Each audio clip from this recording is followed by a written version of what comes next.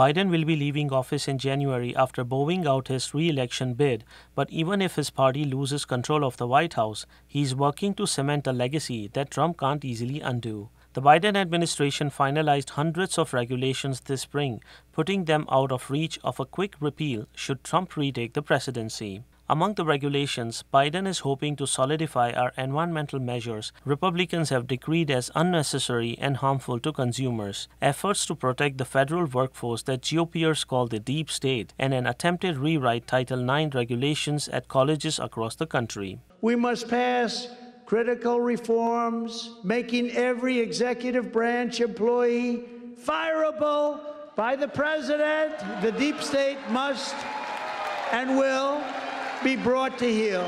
When he says deep state, Trump is referring to roughly 2.2 million federal employees who are beyond the reach of the president and thus, according to conservatives, unaccountable to taxpayers. Trump created an employee classification called Schedule F late in his first term, which would bring about 50,000 confidential, policy determining, policy making, or policy advocating jobs under the president's control. Biden removed the Schedule F designation upon taking office, and ultimately, not a single person was fired. However, to guard against a second Trump term, Biden moved in April to finalize rules that would put federal government employees behind a regulatory wall that could not easily be torn down. Democrats want to project confidence about the election, but the Biden administration also finalized a host of environmental regulations this spring, in time to keep those two out of the crosshairs of the Congressional Review Act if Trump and a Republican Congress take over in January. One area where the Biden administration's plan may not be working is its proposed rewrite of Title IX, most of which was finalized in April in line with Schedule F and environmental regulations. The Republican-led House has already voted to undo the rewrite, which would change the definition of sex to include transgender identities.